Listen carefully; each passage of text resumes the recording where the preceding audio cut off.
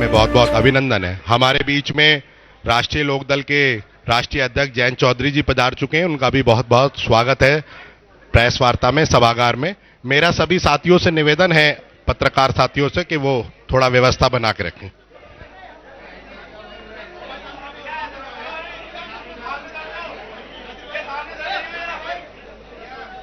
यार कहाँ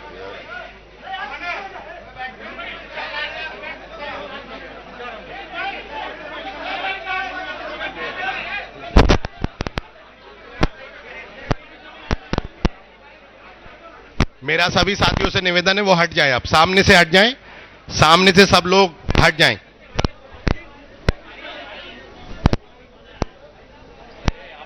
सर हम नहीं आएंगे। जी आइए, इधर आओ। खड़े हो जाएंगे आप। हमें तुमको दिक्कत नहीं है, लेकिन और लोग फिर साहब मेरे नहीं आ रहे जी। ये चल गया क्या? माइक चल गया? आगे आगे सभी पत्रकार बंधुओं को नमस्कार। हम और आप बहुत समय से इंतजार कर रहे थे और अखिलेश जी के साथ जो भी कुछ हुआ उन्होंने ट्वीट भी किया है। खैर, हम और आप जिस उत्सुकता से इंतजार कर रहे थे, बहुत लोग संशय भी लगा रहे थे संगम होगा कि नहीं, लेकिन हमारा तो संगम पहले ही हो चुका है। हमारा निर्णय ठोस है। उत्तर प्रदेश में जो हम विकास करना चाहते हैं, जिस तरह से भाईचारा और चौधरी चरण सिंह का जो समीकरण था, मूल रूप से किसान का मेरा वर्ग को संगठित करना, जो उनकी मुख्य लड़ाई थी जीवन भर, उसे आगे बढ़ाने के लिए हमने गठबंधन किया है।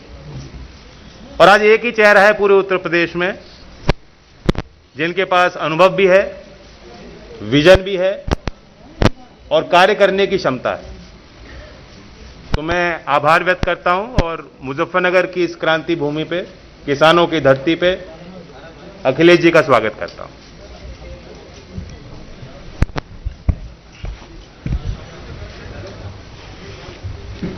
मैं सबसे पहले जयंत चौधरी जी और इसके साथ साथ मैं अपनी प्रेस के जितने भी साथी यहां उपस्थित हैं, मैं इस विलंब के लिए आप लोगों से क्षमा मांगता हूं। देरी का कारण मुझे नहीं बताया गया। मैं कई घंटे हेलीकॉप्टर में बैठा रहा, रिफ्यूल कराना पड़ा, उसके बाद मैं आपके बीच में पहुंचा हूं। मैं धन्यवाद देता हूं जिसकी भी कृपा से मैं आपके पास पहुंचा हूं। मैं पत्रकार साथियों का बहुत बहुत धन्यवाद। आज मुजफ्फरनगर में चुनाव की पहली प्रेस कॉन्फ्रेंस हो रही है। सबसे पहले मैं चौधरी चरण सिंह जी को याद करता हूं। चौधरी चरण सिंह जी ने जो रास्ता दिखाया था किसानों को मजबूत करने के लिए, उनको सशक्त करने के लिए, उनकी फसल पैदावार की सही कीमत मिल जाए और किसान का परिवार आर्थिक रूप से कैसे संपन्न हो। चौधरी चरण सिंह जी, बाबा टिकैत जी, नेताजी और अजीत सिंह जी ने लगातार समय समय पर सरकार को जगाने का काम किया। जो सरकारें गूंगी बहरी हो गई थीं, उनको जगाया, उस आंदोलन को आगे बढ़ाने का काम किया। मुझे खुशी है इस बात की कि आज जयंत चौधरी जी और हम लोग मिलकर के उस विरासत को आगे बढ़ा रहे हैं। ये चुनाव जहां किसान के भविष्य का है, नौजवान के भविष्य का है, व्यापार को आगे बढ़ाने का है, वहीं चौधरी चरण सिंह जी की विरासत को आगे बढ़ाने का भी है, जो किसानों को संपन्न बनाना चाहते थे। किसानों के लिए सपना देखा था कि वो संपन्न हों, लेकिन जो हालात हैं, भारतीय जनता पार्टी ने किसानों को कहा कि उनकी आय दोगुनी होगी, फसल समय पर खरीदी जाएगी और भुगतान भी समय पर होगा। लेकिन जिस तरीके से जो 3 कानून लाए गए बिना किसानों की राय मशवरे के, और मैं बधाई देना चाहता हूं किसानों को, उनकी ताकत का एहसास दिलाया। लोकतंत्र में किसानों ने एकजुट होकर के और सब कुछ भूल करके एक साथ खड़े होकर के मजबूर किया सरकार को, और सरकार को अंतोगत्वा वो कानून वापस लेने पड़े। भारतीय जनता पार्टी आज भी नहीं कह सकती है कि वो 3 कानून क्यों लागू किए थे और 3 कानून क्यों वापस ले लिए। ये वोट के खातिर लिए हैं। इसलिए मैं किसान भाइयों को यहां सावधान करना चाहता हूं कि भारतीय जनता पार्टी ऐसी पार्टी है, बिना बताए भी कुछ ऐसे फैसले और कानून ले आएंगे। इसलिए मैं आरएलडी और समाजवादी पार्टी का गठबंधन है, किसान भाइयों को भरोसा दिलाना चाहता हूं कि कोई भी ऐसे काले कानून उत्तर प्रदेश में कभी लागू नहीं हो पाएंगे। जो भारतीय जनता पार्टी की नीयत है, जो उनकी मंशा है। समाजवादी पार्टी ने बिजली के क्षेत्र में कहा है कि 300 यूनिट मुफ्त होगी, सिंचाई माफ होगी, एमएसपी की खरीद के लिए जो इंतजाम करने पड़ेंगे सरकारी तौर पर किए जाएंगे। वहीं फार्मर्स के लिए कि उनके गन्ने के भुगतान के लिए उन्हें इंतजार न करना पड़े, 15 दिन इंतजार न करना पड़े। Farmers corpus fund, farmers revolving fund budget से देकर के किसानों का समय पर भुगतान करने का काम भी गठबंधन मिलकर के करेगा। लैपटॉप पहले भी बांटा था, फिर बांटेंगे। समाजवादी पेंशन पहले भी दी थी, आगे भी देंगे। और वहीं मैं इस मौके पर याद दिलाना चाहता हूं भारतीय जनता पार्टी को कि कम से कम अब चुनाव आ गया है, अपना संकल्प पत्र तो पढ़ लें। जो जो वादे किए थे, क्या वादे पूरे हुए हैं? उनका हर वादा जुमला निकला, झूठे विज्ञापन दिए, आज भी आंकड़ों की खिलवाड़ कर रहे हैं। और जब भारतीय जनता पार्टी घिर जाती है तो बुनियादी मुद्दों से हट करके काम करती है। मुझे उम्मीद है कि इस क्षेत्र में हमेशा गंगा जमुनी तहजीब, भाईचारा और आपस में मिलकर के नकारात्मक सोच को हमेशा नकारा है। इस चुनाव में भी नकारात्मक सोच को नकारने का काम करेंगे। और मुझे उम्मीद है कि इस बार ऐतिहासिक जीत होने जा रही है। आरएलडी और समाजवादी पार्टी मिलकर के उत्तर प्रदेश से भारतीय जनता पार्टी का सफाया करेंगे।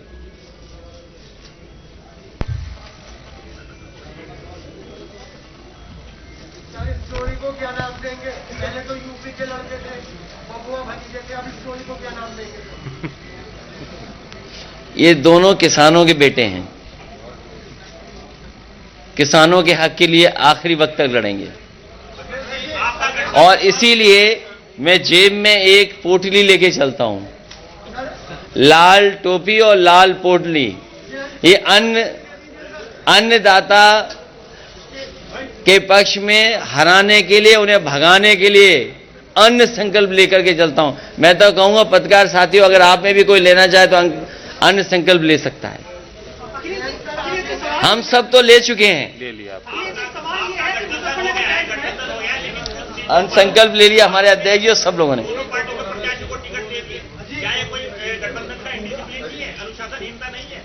कहां पर?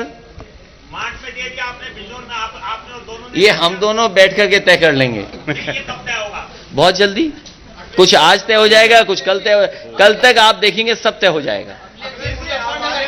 लगातार एक सवाल उठ रहा है, हर एक कार्यकर्ता से मैं भी क्या मुस्लिम राजनीति को हाशिए पर रखा गया? किसी भी मुस्लिम प्रत्याशी को टिकट नहीं दिया गया, ये क्या सोचते हैं? ये गंगा जमुनी तहजीब है। गंगा जमुनी संस्कृति को मिल करके आगे बढ़ाने का काम कर रहे हैं। नेगेटिव पॉलिटिक्स को खत्म कर रहे हैं, नकारात्मक पॉलिटिक्स को खत्म कर रहे हैं।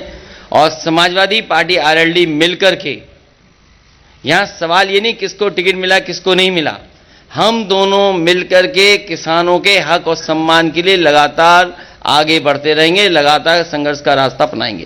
सवाल यह है अखिलेश जी, सवाल यह है कि पिछले एक सप्ताह से मुजफ्फरनगर में 2013 की वीडियो मैनिपुलेटिव करके और मनगढ़ंत बनाकर वायरल की जा रही हैं। बीजेपी के लीडर भी जब इलाके में जाते हैं तो वही बात याद दोहराते हैं, उनके बड़े लीडर भी ये कह रहे हैं। तो क्या मौलिकता के आधार पर विकास के मुद्दे पर भारतीय जनता पार्टी बहस से बच रही है? भारतीय जनता पार्टी अभी भी पुराने ही मुद्दे उठा रही है, उनके नेता पुराने ही सवाल उठा रहे हैं। कब भारतीय जनता पार्टी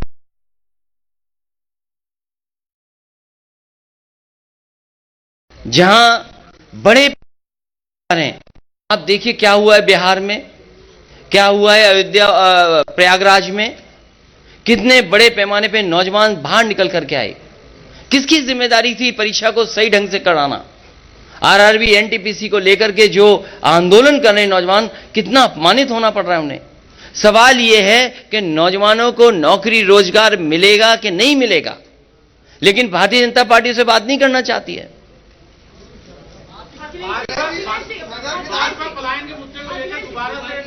इस बार भारतीय जनता पार्टी का राजनीतिक पलायन होगा। और आपने देखा नहीं हमारे बाबा मुख्यमंत्री का कैसा पलायन हुआ है।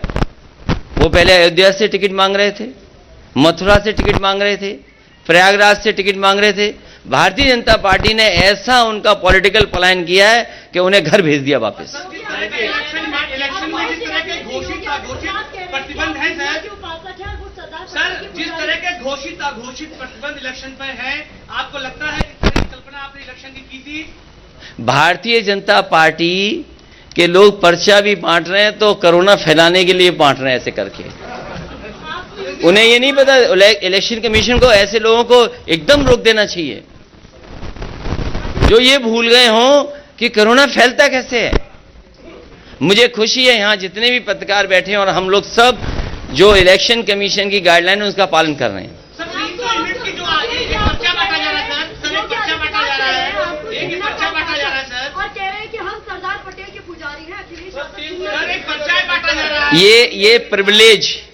ये प्रिविलेज अगर किसी पर है, किसी के स्टेटमेंट को ट्विस्ट करने का, तो भारतीय जनता पार्टी पर। भारतीय जनता पार्टी कुछ भी कर सकती है, कोई भी ट्विस्ट कर सकती है।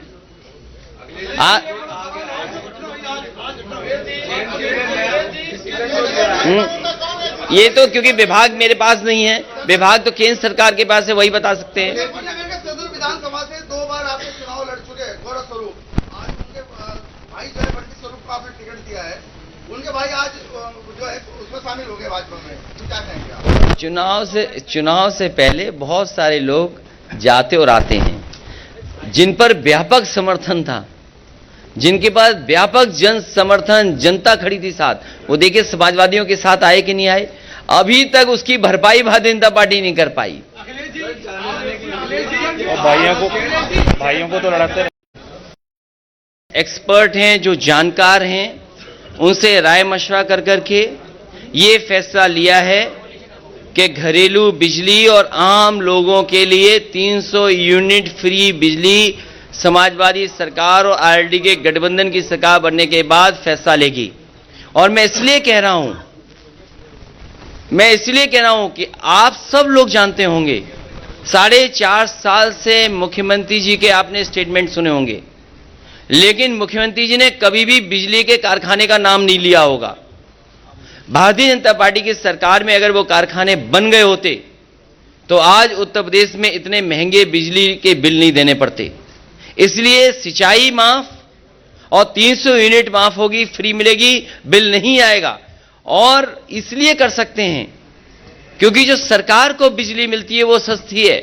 मैं याद दिलाना चाहता हूं केवल एक बिजली के कारखाने का, जो नेताजी के समय पर उत्तराखंड में श्रीनगर में लगा था, आज भी उसकी बिजली सबसे सस्ती है। जो एनटीपीसी से पुरानी बिजली उत्तर प्रदेश को मिलती है वो भी बहुत सस्ती हैं। लेकिन भारतीय जनता पार्टी की 2 बार सरकार बन गई, उसके बावजूद भी बिजली का कोटा उत्तर प्रदेश का नहीं बढ़ाया। और जैसे ही समाजवादी पार्टी ने तय किया कि 300 यूनिट फ्री मिलेगी, भारतीय जनता पार्टी ने कहा हम भी बिल आधा करेंगे। तो हम भारतीय जनता पार्टी से कहेंगे कि अगर आज आधा बिल कर रहे हो तो आपने 4.5 साल क्यों वसूला पैसा? क्या आप जनता का पैसा वापस करोगे?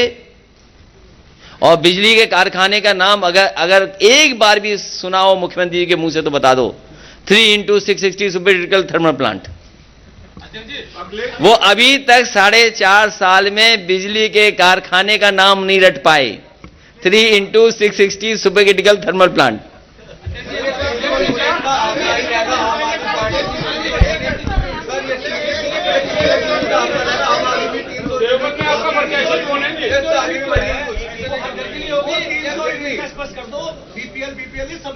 सबके लिए है, सबके लिए है।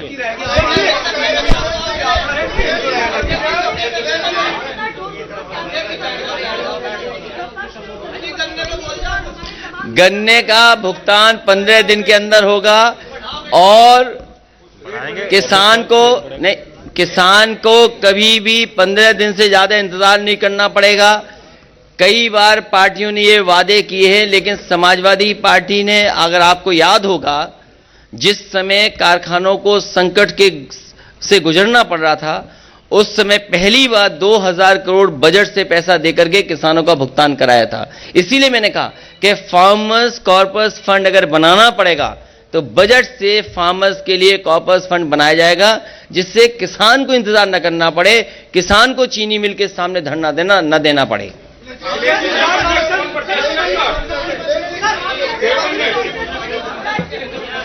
देवबंद में पुराने वाले नहीं, पुराने वाले राणा।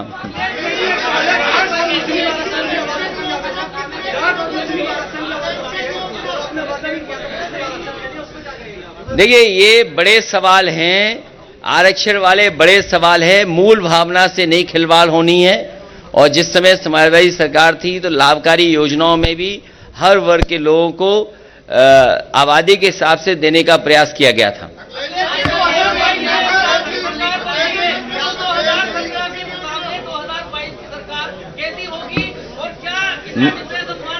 मैं आपको बधाई देता हूं, धन्यवाद देता हूं कि 22 की सरकार अच्छी होगी, बेहतर होगी और किसानों के और नौजवानों के हित में होगी।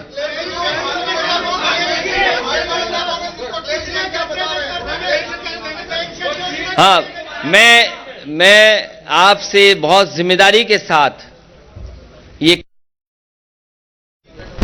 कि जैसे ही समाजवादी पार्टी कोई अच्छा काम तय करती है या अच्छे काम के लिए फैसला लेती है जनता के लिए, उसी समय मुख्यमंत्री जी की भाषा बदल जाती है।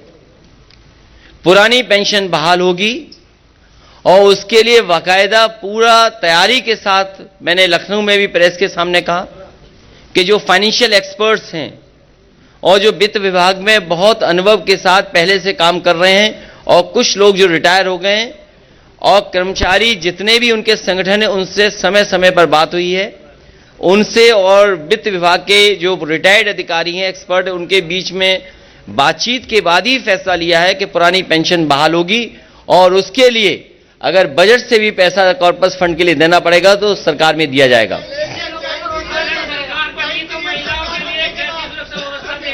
महिलाओं के लिए बेहतरीन सुरक्षा होगी, उनके लिए पहले भी सुरक्षा देने का काम समाजवादी सरकार में हुआ था।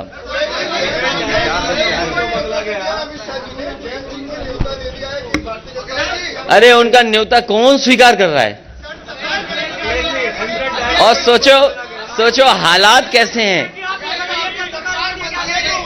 देखिए उनके हालात कैसे हैं, हालात कैसे उनके, सोचो न्योता देना पड़ रहा है। और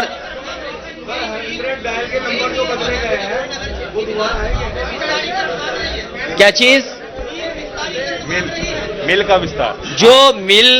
जो मिल की कैपेसिटी का अगर विस्तार होगा तो वो तो तय होगा सरकार बनने के बाद। सरकार तो बनाओ आप। ये 100 नंबर जो बदल गया, इसमें गाड़ियां और दी जाएंगी, एम्बुलेंस बढ़ाई जाएंगी। राकेश जी को मैं समझा दूंगा, हमारे रथ में बैठेंगे। जो पत्रकार अपना सुझाव देंगे वो शामिल करेंगे, जो पत्रकार साथी कहेंगे और जो सुझाव देंगे, जो सुझाव मानने लायक होंगे वो स्वीकार किए जाएंगे। मैं पत्रकार साथियों से भी अपील करता हूं हमारी मदद करें। समय पर किसानों का एक क्षेत्र है, तो आपने बिजली की बात कर ली, सिंचाई की, या खाद को लेकर बात कहेंगे सर? यूरिया की जो किल्लत और बात की समय पर खाद मिले, सस्ती कीटनाशक दवाइयां मिलें और उनकी फसल को एमएसपी के लिए इंतजाम हो, प्रोक्योरमेंट हो, खरीद केंद्र बने, ये इंतजाम किया जाएगा। और साथ ही साथ किसान जो अपने गन्ने भुगतान के लिए समय समय पर उन्हें आंदोलन करना पड़ता है, इस बार आंदोलन नहीं करना पड़ेगा, कॉर्पस फंड बना करके उनका समय पर भुगतान होगा।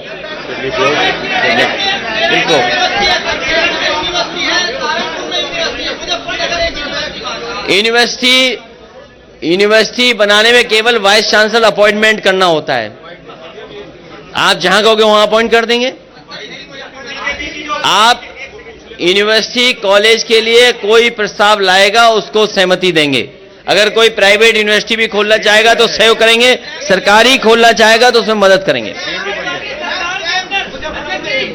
बना दी जाएगी। मैं जो हमारे पत्रकार साथी कहते हैं यूनिवर्सिटी बननी चाहिए, यूनिवर्सिटी बना देंगे। एम्स हमारे हाथ में नहीं है, लेकिन अगर ये एक महत्वपूर्ण बात है कि जो अस्पताल को लेकर के कह रहे हैं कि बड़ा मेडिकल कॉलेज हो, ये किया जा सकता है कि एम्स के लिए प्रस्ताव भेज देंगे और एम्स के लिए जो जो समाजवादी सरकार में केंद्र सरकार चाहेगी वो सब सहूलियत दी जाएंगी। और मुझे खुशी है इस बात की कि जितने भी एम्स उत्तर प्रदेश में अभी तक खुले हैं, दोनों एम्स में जमीन समाजवादी सरकार ने ही दी है। तो अगर आने वाले समय में अस्पताल के लिए, बड़े एम्स के लिए जो भी केंद्र सरकार चाहेगी वो समाजवादी सरकार में उपलब्ध करा करके यहां भी उस तरह की सुविधा मिले, उस दिशा में काम करेंगे। ये बड़ा सवाल है। आपने ट्वीट करके ये बताया कि भाजपा के एक शीर्ष नेता आए, इसकी वजह से आपको वो भाजपा नहीं, मैंने ये नहीं कहा। मैंने कहा कि कुछ देर पहले भारतीय जनता पार्टी के नेता फ्लाई करके गए।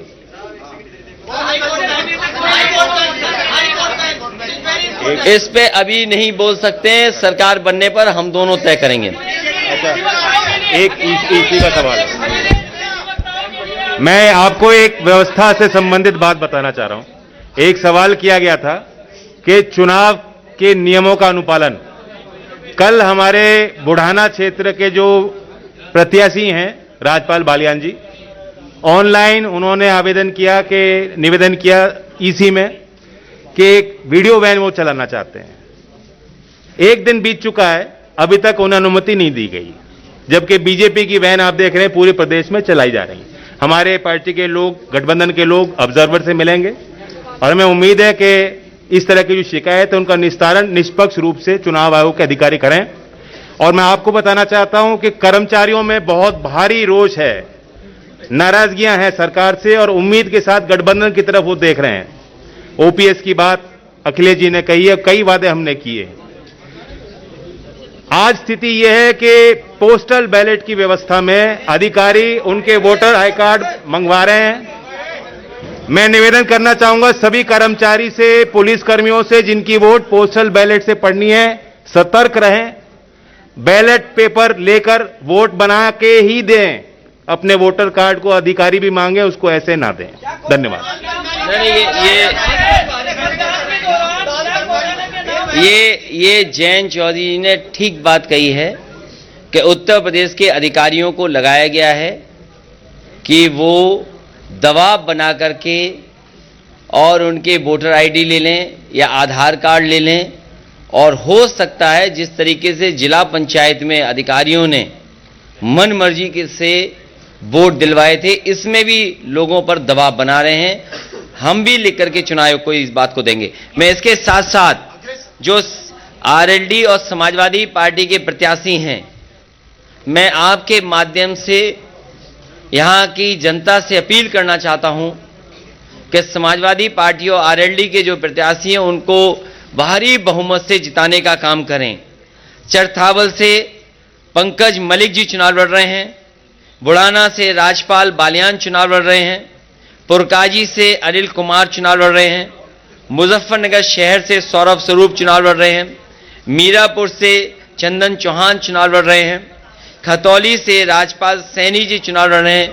मुझे उम्मीद है कि यहाँ की जनता हमारा और जयंत चौधरी जी की दोनों की अपील पर इनको भारी बहुमत से जिताने का काम करेंगे। जो जो वादे हम लोगों ने मिलकर के किए हैं, उन वादों को पूरा करने का काम हम लोग करेंगे। गैस, पेट्रोल, डीजल, गाज सरकारी। ये जानबूझ करके भारतीय जनता पार्टी लोगों को गरीब बना रही है, जिससे किसान गरीब निर्भर हो जाएं सरकारी राशन पे, सरकारी कड़वे तेल पर। और मैं आपको भरोसा दिलाता हूं, हमारे पत्रकार साथी ने जो कहा है कि जो महंगाई हुई है सरसों के तेल की, आप भी प्रचार के माध्यम से रिफाइंड तेल मत खाइए। जो रिफाइंड तेल का प्रचार होता है आप भी उसमें बहक जाते हैं और आप भी खा लेते हैं। आप अपना शुद्ध सरसों का तेल और घर का बनाया घी के इससे ही खाना बनाएं और खाएं। और समाजवादी सरकार बनने पर उत्तर प्रदेश के कुछ इलाके ऐसे हैं जैसे बुंदेलखंड, जहां पर बड़े पैमाने पर सरसों के तेल की पैदावार हो सकती है। मैं जब बुंदेलखंड गया था तो मैंने कहा था कि सरकार के अलग से अगर हमें सरसों के तेल की पेराई के लिए कारखाने लगाने पड़े तो लगाएंगे, जिससे कि हमारा बुंदेलखंड के किसान को भी लाभ पहुंच जाए और उत्तर प्रदेश को कम से कम सस्ता सरसों का तेल उपलब्ध हो जाए खाने के लिए।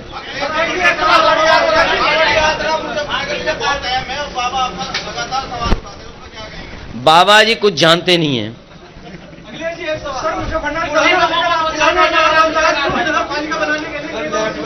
ये बहुत छोटा काम है, बड़ा काम करेंगे।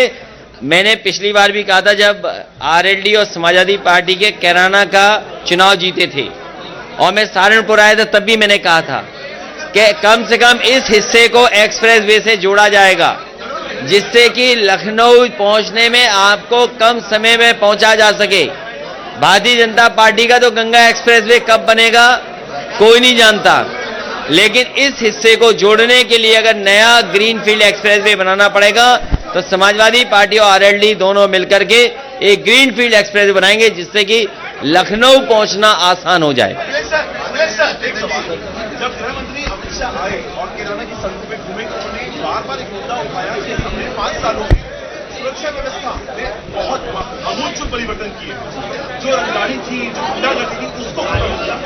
जाहिर तौर पर निशाना अपनी सरकार पर था, पूरी वर्दी सरकार। मैं ये कह सकता हूं कि जिस विभाग के वो मंत्री हैं उस विभाग के आंकड़े उनको पलट करके देखना चाहिए, और जब उसके आंकड़े देखेंगे तो पाएंगे कि सबसे खराब कानून व्यवस्था में अगर कोई प्रदेश है तो उत्तर प्रदेश है।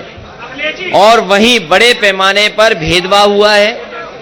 भेदभाव के साथ साथ जो बड़ी बड़ी संस्थाएं, नेशनल ह्यूमन राइट कमीशन हो, उसने सबसे ज्यादा नोटिस उत्तर प्रदेश की सरकार को दिए हैं। कह तो दिया हम दोनों मिलकर के तय कर लेंगे। आदरणीय राष्ट्रीय अध्यक्ष जी, आदरणीय राष्ट्रीय अध्यक्ष जी, एक मिनट आदरणीय राष्ट्रीय अध्यक्ष जी।